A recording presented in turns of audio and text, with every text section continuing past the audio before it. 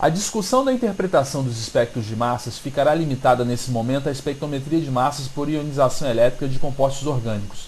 A fragmentação dos espectros de massas de ionização elétrica é bastante rica em informações estruturais.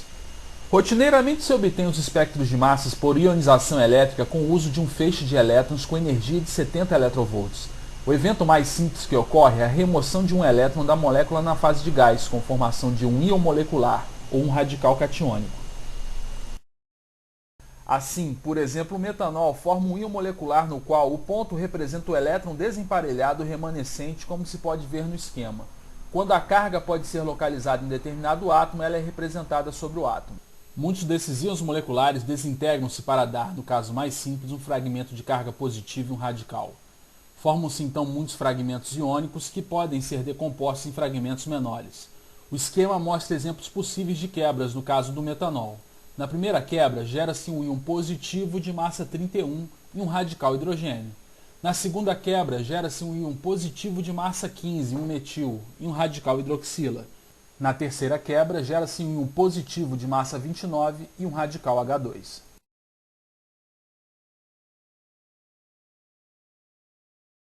Um espectro de massas é um gráfico que apresenta as massas dos fragmentos positivos, incluindo o íon molecular, nas suas concentrações relativas. O pico mais intenso do espectro é chamado de pico base e tem arbitrariamente a intensidade de 100%. As intensidades representadas pela altura do sinal versus fator de sensibilidade dos demais picos, incluindo o pico principal, aparecem na forma de percentagens do pico base. É importante identificar o pico do íon molecular porque ele fornece o peso molecular do composto. No caso da benzamida, o pico do íon molecular está em 121 de relação massa-carga e o pico base em torno de 77. Um espectro de massas pode ser interpretado como uma imagem de uma impressão digital da fragmentação apresentada por um composto. À primeira vista, provocar a fragmentação de uma molécula com um grande excesso de energia pode parecer um modo grosseiro de se obter a estrutura molecular. As correlações entre as sequências de fragmentação e as estruturas, entretanto, são elegantes, embora às vezes um tanto arbitrárias. O fato é que cada composto gera fragmentos que são únicos e agora vamos mostrar o padrão de fragmentação dos principais compostos orgânicos. O íon molecular de um álcool é muito pequeno ou quase inexistente. Geralmente ocorre a clivagem da ligação carbono-carbono próxima do oxigênio. Também acontece a perda de água, como mostra o espectro. Para um aldeído, a clivagem das ligações próximas ao grupo carboxil resulta na perda de hidrogênio, o íon molecular -1, ou na perda de carbono, hidrogênio e oxigênio, o íon molecular -29.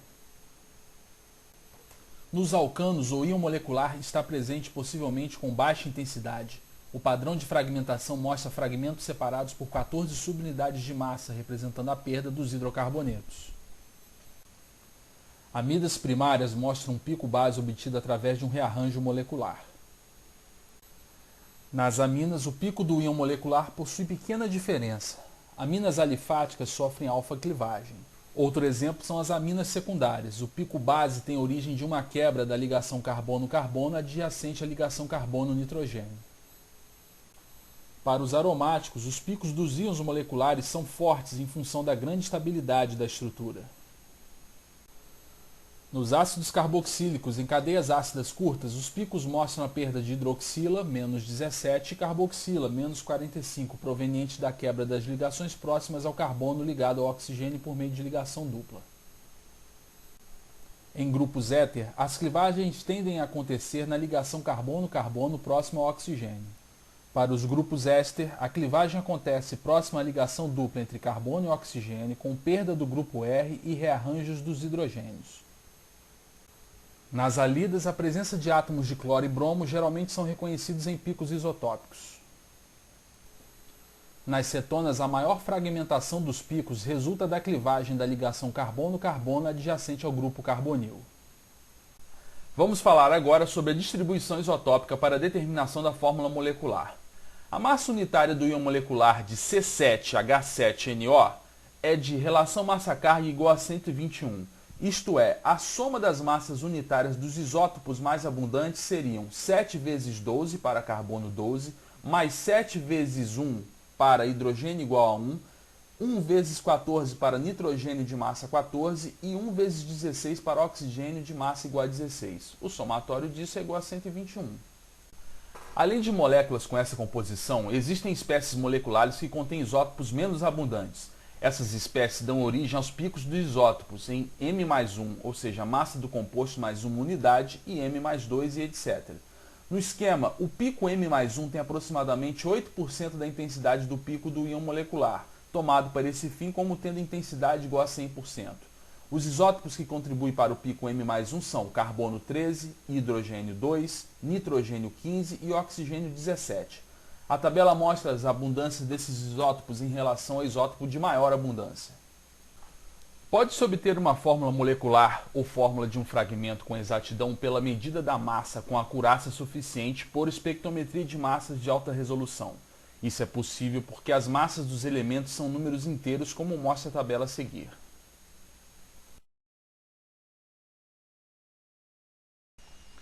Um exemplo interessante é a distinção da massa nominal de 28 para as seguintes espécies: monóxido de carbono, CO, nitrogênio, N2, radical amina, CH2N e o hidrocarboneto etileno, C2H4.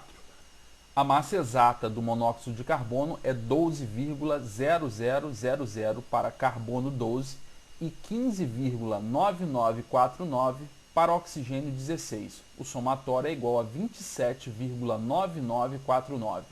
A massa exata do nitrogênio é 2 vezes 14,0031 para nitrogênio de massa 14. O somatório é igual a 28,0062. Cálculos semelhantes dão a massa exata de 28,0187 para o radical amino CH2N e 28,0312 para o hidrocarboneto etileno. Vamos falar agora sobre o cálculo das massas e distribuição das cargas de um íon. No exemplo, temos um íon de massa molecular igual a 378,2. O espectro de massas MZ mostra dois picos para esse íon. Um pico do íon molecular com carga de valor 379,2 equivale ao íon M+1 e o outro pico mais abundante, que seria o pico base dupla carga, de valor 190,1, equivale ao íon M+2. Esses dois picos podem ser utilizados para a determinação da massa molecular. No pico relativo ao íon monocarga, basta diminuir 1 do valor 379,2 multiplicado pelo número de cargas do íon, nesse caso, uma carga. No pico relativo ao íon duplamente carregado, basta diminuir 1 do valor 190,1 multiplicado pelo número de cargas do íon, nesse caso, duas cargas. Frequentemente você encontrará operadores de espectrômetros de massas com uma calculadora na mão, ávidos por descobrir a massa molecular dos compostos estudados em um experimento.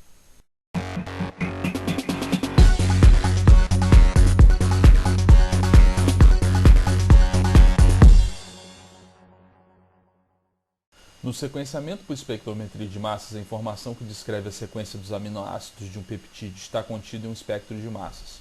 O produto iônico de um espectro MS é obtido por meio de experimentos com espectrômetros de massas em sequência, utilizando dissociação induzida por colisão, também conhecido pela sigla CID, de um íon peptídico protonado monocarga ou com múltiplas cargas. Neste processo, os peptídeos são inicialmente introduzidos em uma região do vácuo do espectrômetro de massas por meio dos processos de ionização por eletrospray ou molde. Os peptídeos ionizados são acelerados para uma região do espectrômetro preenchida com gás inerte, que poderia ser o hélio, o argônio ou o nitrogênio, proporcionando assim a colisão entre os peptídeos ionizados e as moléculas do gás inerte. Como resultado, a energia translacional transferida em cada colisão é convertida em energia interna, culminando na desestabilização das ligações do esqueleto polipeptídico e, por consequência, induzindo a formação de dois fragmentos iônicos. Entender a estrutura dos peptídeos protonados e seus meios de fragmentarem-se são a chave para se ter a habilidade de interpretar os espectros MS. A nomenclatura utilizada para descrever os diferentes produtos iônicos define duas séries de íons que são nomeados em função do terminal do peptídeo que retém o íon. Segundo esse sistema de nomenclatura, os íons A, B e C contêm o N-terminal do peptídeo, enquanto que os íons X, Y e Z contêm o C-terminal do peptídeo. O maior fragmento de íons contendo o N-terminal é chamado de série B e o maior fragmento dos íons contendo o C-terminal é chamado de série Y. Observe o esquema e entenda esse sistema de classificação. Nesse sistema, a série de íons é produzida e classificada de acordo com a posição da cadeia polipeptídica onde os íons podem ser fragmentados durante o processo de colisão. No esquema, mostramos um peptídeo contendo 9 resíduos. Se a fragmentação ocorre próximo ao N-terminal e exatamente na ligação peptídica, teremos 2 fragmentos. O fragmento relativo ao aminoácido que contém o N-terminal, que chamamos de íon, pertencente à série B, ou íon BN-1, e o restante do peptídeo com 8 resíduos, contendo o C-terminal, pertencente à série complementar, nesse caso, a série Y. Para a fragmentação na ligação peptídica entre o segundo e o terceiro aminoácidos, gera-se um fragmento de 2 aminoácidos contendo o N-terminal, ou seja, o íon BN-2 e a cadeia complementar da série Y com 7 resíduos e assim por diante. Como os fragmentos da série Y são complementares aos da série B, podemos sequenciar um peptídeo tanto a partir do N-terminal quanto do C-terminal, montando o quebra-cabeças. A fragmentação de um peptídeo pode acontecer em diversos locais, gerando as séries de íons A, C, X e Z, além das séries B e Y. O interessante durante o sequenciamento é que essas famílias de íons detectadas em um espectro MZ podem ajudar na elucidação das séries de íons complementares. Assim, toda a série A será obtida retirando-se um carbono e um oxigênio dos íons da série B. Então, um íon A é igual a um íon B menos 28 unidades. Toda a série C será obtida adicionando-se um grupamento amino aos íons da série B. Então, o íon C é igual a um íon B mais 17 unidades.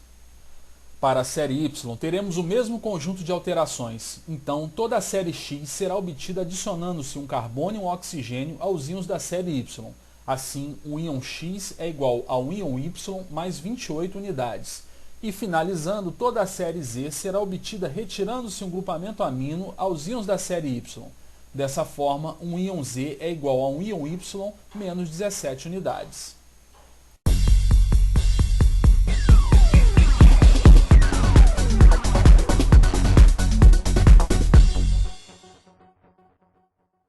Algumas regras e ferramentas serão de extrema importância para a interpretação de sequências de aminoácidos através de espectros MS de peptídeos fragmentados. Assim, uma das primeiras coisas que devemos saber é a massa de cada aminoácido. Existe uma tabela na qual as massas relativas e monoisotópicas de cada um dos 20 aminoácidos principais não modificados está colocada em ordem crescente. Também consta nessa tabela a massa da cadeia lateral desses aminoácidos e as massas de seus respectivos imônios. Um íon imônio é aquele formado a partir de um fragmento interno com apenas uma cadeia lateral formada pela combinação de um tipo de clivagem gerando íons A ou Y. Os valores de massas de alguns dipeptídeos que costumam aparecer no espectro MS podem confundir. Assim, na próxima tabela, as massas geralmente conflitantes de dipeptídeos com alguns aminoácidos estão dispostas também em ordem crescente. Adotaremos uma série de regras para analisarmos espectros MS-MS de peptídeos ionizados em fontes eletrospray, cuja ocorrência de múltiplas cargas é bastante comum. A fragmentação de peptídeos gera uma série de picos no gráfico MS, tornando-o de complexa interpretação.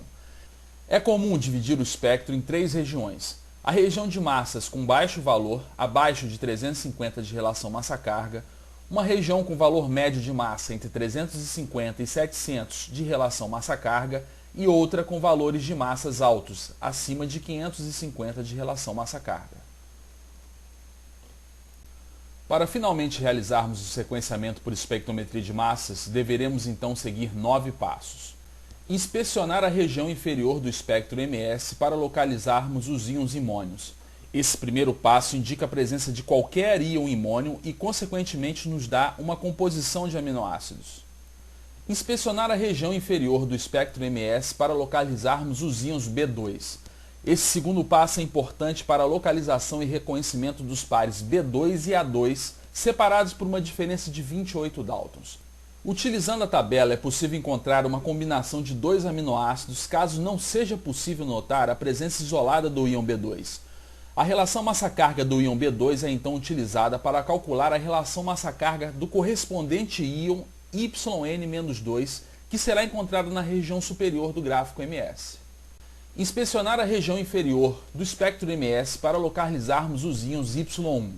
Nesse terceiro passo da interpretação, é possível então determinar o aminoácido C-terminal. A região inferior do espectro MS é examinada para identificar o íon Y1 ou um peptídeo tríptico C-terminal com relação massa-carga de 147, correspondente ao aminoácido lisina, ou relação massa-carga igual a 175 para um C-terminal correspondente ao aminoácido arginina. A localização do íon Y1 é utilizada para calcular a relação massa-carga do correspondente íon Bn-1 na região superior do gráfico MS. Inspecionar a região superior do gráfico MS para identificar o íon YN-1. Nesse quarto passo da interpretação, é possível então determinar o aminoácido N-terminal. A região superior do gráfico MS é examinada sempre para se identificar a presença do íon YN-1.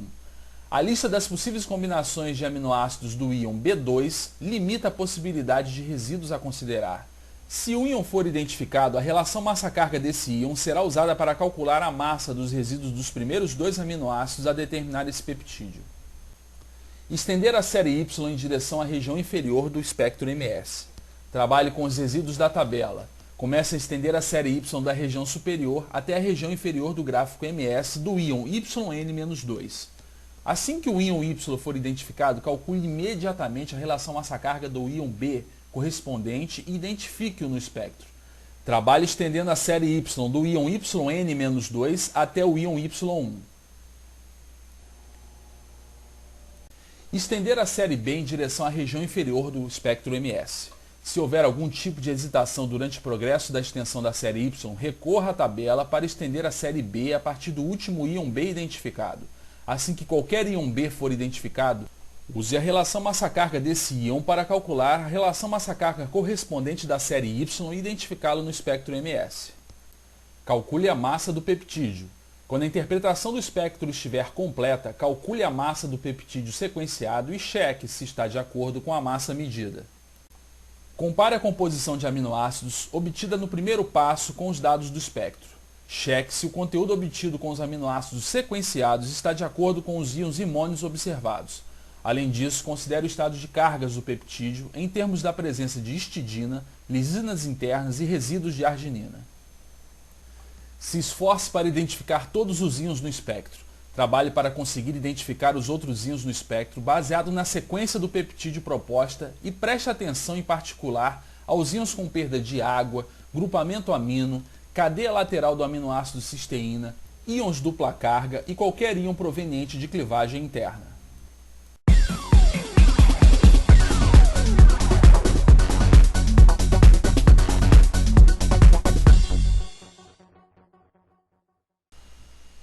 Espero que tenha sido proveitoso esse conjunto de informações sobre espectrometria de massas. Esse material é um conteúdo introdutório destinado a estudantes de graduação que desejem em futuro próximo aprofundarem-se nas técnicas que foram abordadas nos vídeos apresentados. Muito obrigado por sua atenção e espero vê-los em breve.